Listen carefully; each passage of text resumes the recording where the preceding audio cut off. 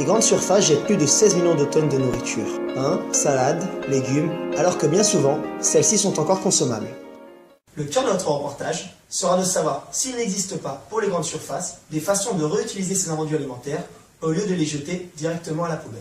Cela fait bien 10 ans que Carrefour a mis en place une politique structurelle et responsable dans le but de trier les déchets alimentaires de ses magasins. Il existe 2 différentes initiatives à cette tâche. La première, la méthanisation, consiste à traiter les déchets alimentaires non consommables.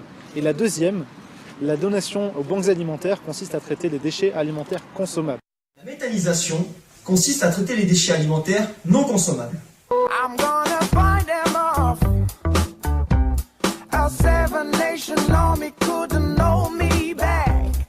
À Moussonvilliers, petit bourg de 262 habitants qui tient sa réputation au fait qu'elle a été la première ville à instaurer une unité de méthanisation dans l'Orne. Le Jeanne, exploitation agricole possédant une unité de méthanisation. Cette unité de méthanisation traite aussi bien des déchets agricoles tels que le lisier de vache, comme vous pouvez le constater, mais également des déchets alimentaires provenant des différents hypermarchés de la région. La méthanisation, nous on l'a pensée à partir du bâtiment de Vachetière.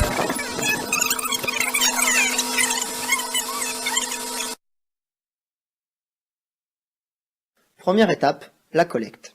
Les déchets des grandes surfaces et les déchets agricoles sont tout d'abord collectés. Seconde étape, la méthanisation. Les déchets collectés sont alors stockés avant d'être placés au sein d'un digesteur. Troisième étape, la transformation. Ce digesteur, par un processus de fermentation, va alors transformer ces déchets en biogaz. Enfin, dernière étape, la valorisation. L'énergie nouvelle sera par la suite utilisée en tant que biocarburant ou gaz de ville.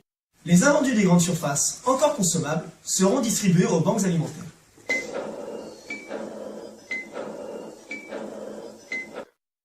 Il est 6 h du matin, et comme tous les jours, les camions de la banque alimentaire effectuent leur collecte dans les hypermarchés.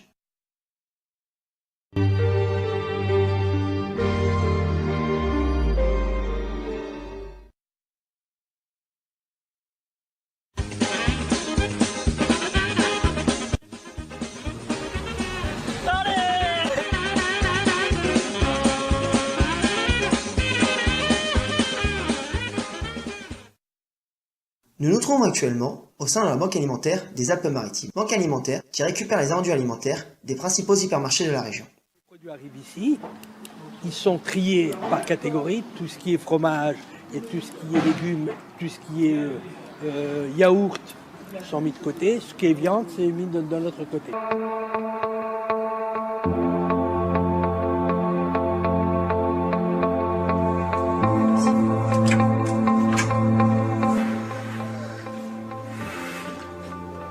Bonjour monsieur.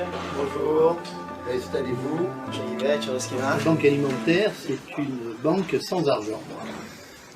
Tout ce que vous trouverez à la banque alimentaire, c'est ce qu'on lui a donné.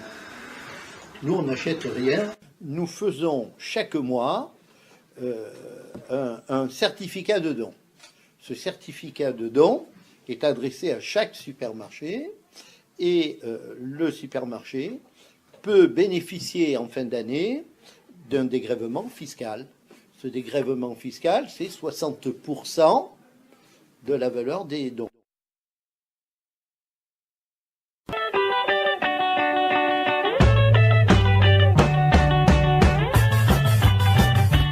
Ça pour ce soir. Paul, qu'est-ce que tu fais là? Ça fait 2 heures que je te cherche. C'est pas ça le reportage. Allez, viens, on nous attend.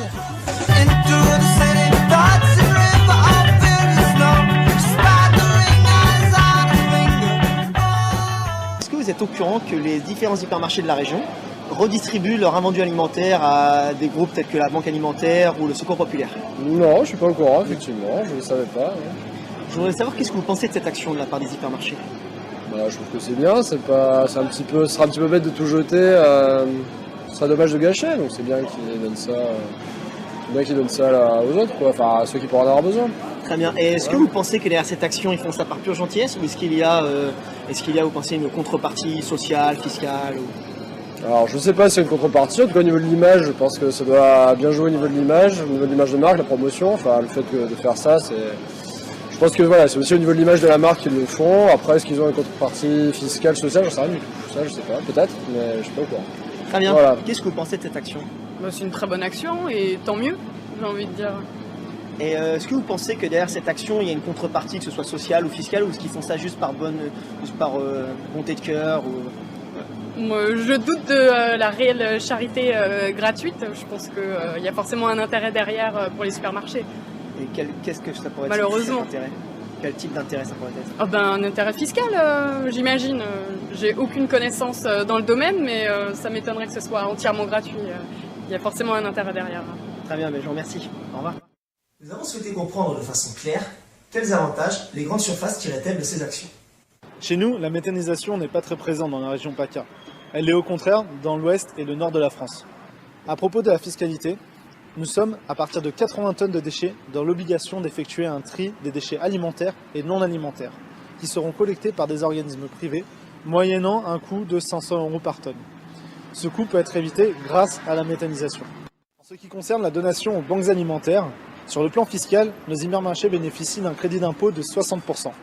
Par exemple, pour 100 € de donation, l'État nous accorde une déduction fiscale de 60 €. Sur le plan marketing, nous communiquons peu sur ces actions, alors que nous sommes le premier donateur privé en France.